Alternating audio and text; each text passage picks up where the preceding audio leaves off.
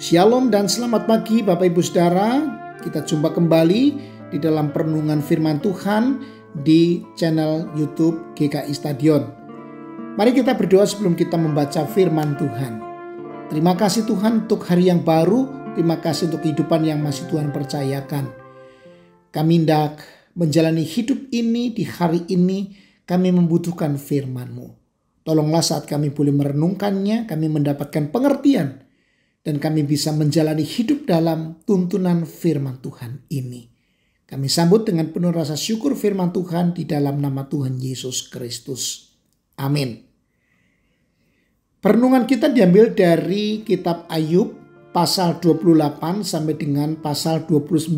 Namun saya hanya akan membaca 3 ayat saja. Ayat 12 dari pasal 28 dan ayat 20 kemudian yang terakhir ayat 28. Demikian. Ayat 12. Tetapi di mana hikmat dapat diperoleh? Di mana tempat akal budi? Ayat 20. Hikmat itu dari manakah datangnya? Atau akal budi di manakah tempatnya? Ayat 28. Tetapi kepada manusia ia berfirman, sesungguhnya takut akan Tuhan itulah hikmat, dan menjauhi kejahatan itulah akal budi. Bapak Ibu Saudara, Ayub 28 dan 29 mengajarkan kepada kita banyak pelajaran berharga tentang hikmat dan pengertian yang sejati. Dalam bagian ini Ayub merenungkan kebijaksanaan dan pencarian manusia akan kebenaran sejati. Pada awalnya, Ayub memperhatikan bagaimana manusia mampu menemukan sumber daya alam yang berharga seperti emas dan perak. Dia menggambarkan bagaimana manusia dengan tekun menggali bumi, meropek gunung, dan mengeksploitasi tempat-tempat yang paling terpencil untuk mendapatkan harta benda. Namun Ayub kemudian bertanya kepada dirinya sendiri, dari manakah kebijaksanaan dapat ditemukan? Dan di mana tempat pengertian yang sejati dapat ditemukan? Bapak Ibu Saudara, Ayub menyadari bahwa harta benda dan kekayaan materi tidak sama dengan kebijaksanaan dan pengertian yang sejati. Meskipun manusia mampu menemukan dan menguasai harta dunia, mereka seringkali kehilangan makna hidup dan tidak memiliki pemahaman yang mendalam tentang hakikat kehidupan. Ayub kemudian melanjutkan dengan menjelaskan bahwa hanya Allah yang memiliki kebijaksanaan yang sempurna. Ia mengatakan, dan kepada manusia ia berfirman, sesungguhnya takut akan Tuhan itu adalah hikmat, dan menjauhi kejahatan itu adalah pengertian.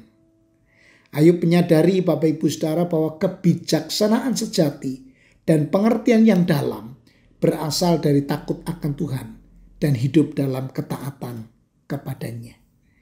Dengan demikian Ayub 28 dan Ayub 29 mengajarkan kepada kita untuk tidak terlalu terikat pada hal-hal duniawi seperti kekayaan materi.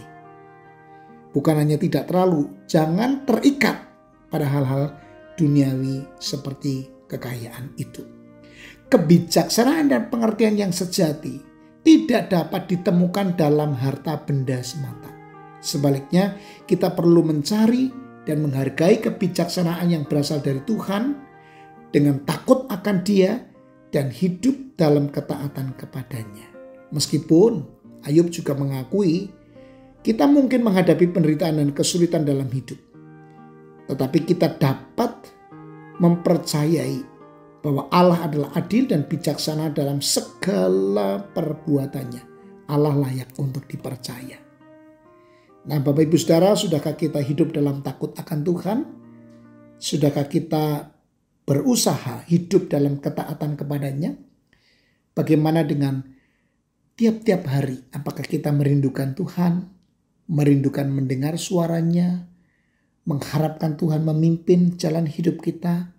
Sebab hanya dengan demikian kita mendapatkan hikmat dan pengertian dalam kehidupan ini.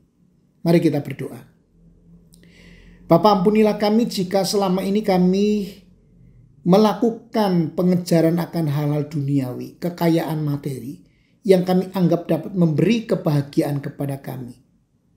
Ampunilah kami jika kami seringkali melupakan-Mu. Padahal hanya ketika kami dekat dengan-Mu dan mendengar suara-Mu, kami mendapatkan tuntunan yang baik untuk hidup lebih arif dan bijaksana.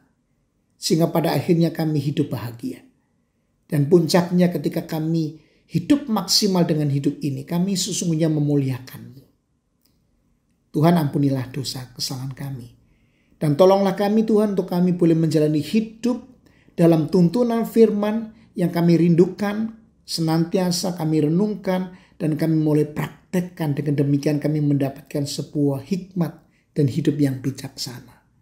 Berkatilah jemaat-Mu hari ini yang sudah mendengar firman dan akan menjalani aktivitas kehidupan hari ini. Tuhan berkati kami. Dalam nama Kristus Yesus Tuhan kami, Juru Selamat kami berdoa. Amin.